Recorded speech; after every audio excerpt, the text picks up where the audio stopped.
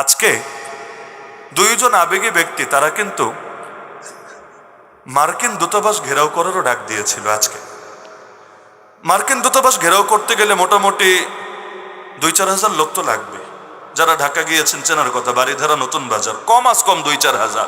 আর ঘেরাওকে সার্থক করতে চাইলে 50,000 1 লাখ লোক কম আজ কম লাগবে। না হলে মার্কিন দূতাবাস তো বোঝেন, মানে গণভবনের চাইতেও তো এটাকে বেশি হেফাজত করার চেষ্টা করবে রাষ্ট্রপক্ষ, এবং সব বাহিনীর সদস্যদেরকে দিয়ে আগ থেকেই নিরাপত্তার ব্যবস্থা করে রাখা হয়েছে। তো যারা ডাক দিয়েছেন তারাও মৃত্যুর প্রস্তুতি নিয়ে, যে প্রয়োজনে মইরা যাব কিন্তু বিশ্ব সন্ত্রাসীদেরকে একদম কোণঠাসা করে ছাড়বো, শিক্ষা দেব। কিন্তু আফসোসের বিষয় বা সমন্বয়হীনতার কারণে, যাই হোক, সব আলেমরা যেহেতু বাইতুল মুকাররমে এবং আন্দোলন যেহেতু বিশেষ জায়গার ভেতরে, দুইজন ডাক দেওয়ার পরও অনলাইনে ব্যাপক প্রচারণা চালানোর পরও সব মিলে আমার কাছে মনে হয়েছে 5 থেকে 7 জন লোক হয়তো হবে। ছোট্ট একটা পিক আপ, তাও পুরাপুরি ভরে নাই, অধিকাংশ খালি আছে।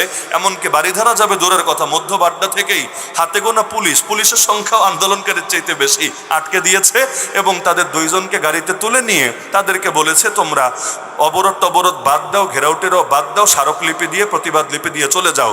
এবং তারাও বলছে প্রতিবাদ লিপি দিয়েছে, যদিও কারে দিয়েছে আল্লাহ ভালো জানে। রাষ্ট্রদূতের সাথে দেখা হয়েছে বলে মনে হয় না, আর হলে তারা ওই ভাষাও জানে না। হয়তো কোনো দারোয়ানের কাছে দিয়ে এসেছে বা কারো হাতে হয়তো পৌঁছে দিয়েছে, সেটা আল্লাহই ভালো জানে। তো দেখা গেল আলেম ডাক দিচ্ছে, তাও মানুষ দূতাবাস ঘেরাওয়ে যাচ্ছে না কেন? দূতাবাস ঘেরাও হলো চূড়ান্ত অ্যাকশন। ওইখানে যাওয়া মানে একদম আসল খেলা শুরু হয়ে যাওয়া।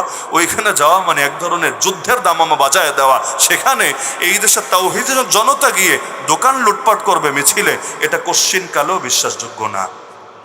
তাহলে চিন্তার বিষয়, স্বাভাবিক একটা আন্দোলন করবেন ইমানের দাবিতে, সেইখানেও আইসা শয়তানরা ঢুইকা ওইটারে বিতর্কিত করে ছাড়বে।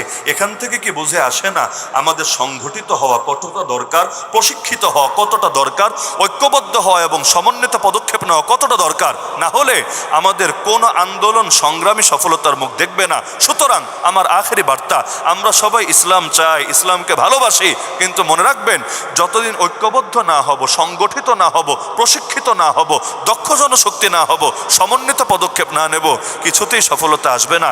313 জন আলহামদুলিল্লাহ কুফরের মেরুদণ্ড ভেঙে দিয়েছিল, আর আজকে 14 কোটি 15 কোটি মুসলমান মিলেও কিচ্ছুই করতে পারে না। সুতরাং আল্লাহর জমিন, আল্লাহর দিনকে বিজয়ী করতে চাইলেও নবীর সুন্নাহ অনুসরণ করতে হবে। আর আমার শুরুর কথা শেষ কথা সম্পর্কই এখানে, যে আল্লাহর কুদরত আছে, আল্লাহ সব পারে, কিন্তু আল্লাহ দুনিয়াকে একটা সিস্টেমের অধীনে বানিয়েছে। সুতরাং নবী যেভাবে দুনিয়ার বুকে ইসলামকে বিজয়ী করেছেন, আমাদেরকেও সেই সিস্টেম ফলো করেই এগোতে হবে। মনে থাকবে তো ইনশাআল্লাহ? মনে থাকবে তো ইনশাআল্লাহ? কারণ নবীর তরিকা বাদ দিয়ে যেই তরিকায় যেভাবেই চেষ্টা করেন না কেন, কোশ্চিনকালেও সফলতা পাবেন না। এজন্যই নবী বলেন বিচ্ছিন্ন হওয়া থেকে বেঁচে থাকো। বিচ্ছিন্ন মেষকে এসে নেকড়ে পর্যন্ত খেয়ে ফেলে, পাল থেকে কোনো ছাগল যদি বিচ্ছিন্ন হয়, নেকড়ে বাঘ এসে তারে খেয়ে ফেলে। সুতরাং ঐক্যবদ্ধ হতে হবে, সংগঠিত হতে হবে, দক্ষ জনশক্তি পরিণত হতে হবে। হুজুগে জাতি হয়ে আর যাই হোক, ইসলামকে বিজয়ী করা যাবে না। মনে থাকবে তো ইনশাআল্লাহ? তো অনেক লম্বা আলাপ হয়ে গেল। দিনটা যেহেতু বিশেষ দিন, এজন্য নামাজ রোজার বয়ান না হয়ে একটু বিশেষ বয়ানই হলো। কষ্ট পেলেন নাকি আপনারা? কারণ বিগত বছর আপনাদের সাথে মোলাকাত হয়েছে, মাঝে মাঝে মোলাকাত হয়। তো যেহেতু বিশেষ দিন, ওই বিশেষ দিনে আসমানের উপরের কেচ্ছা আর মাটির নিচের কেচ্ছা না বললেও চলবে। তো যেই বার্তাটা আমি দেওয়ার চেষ্টা করেছি, আমি আশা রাখবো এটা দিলের মধ্যে ধারণ করবেন। কারণ আলহামদুলিল্লাহ আল্লাহ আপনাদেরকে একটা সম্ভাবনা দিয়েছেন। আমি এসেও জিজ্ঞাসা করলাম, ভাই এলাকার মধ্যে বেদাতি আছে নাকি? বললো হুজুর আশপাশে বহুত আছে, কিন্তু আল্লাহ আমাদের এলাকার পরিবেশটারে অন্যরকম বানায় দিয়েছে। কি কথা বাস্তব না অবাস্তব? হ্যাঁ, তো কথা যদি বাস্তব হয়, তাহলে দিনের একটা উর্বর ভূমি যেহেতু আল্লাহ বানিয়েছেন, ইনশাআল্লাহ আরেকটু যদি মেহনত করেন, মদিনা যেভাবে কবুল হয়েছিল আপনার এলাকাও কবুল হবে, যদি মদিনার গুণে গুণান্বিত হতে পারে। আল্লাহ আমাদের সবাইকে তৌফিক দান করুন।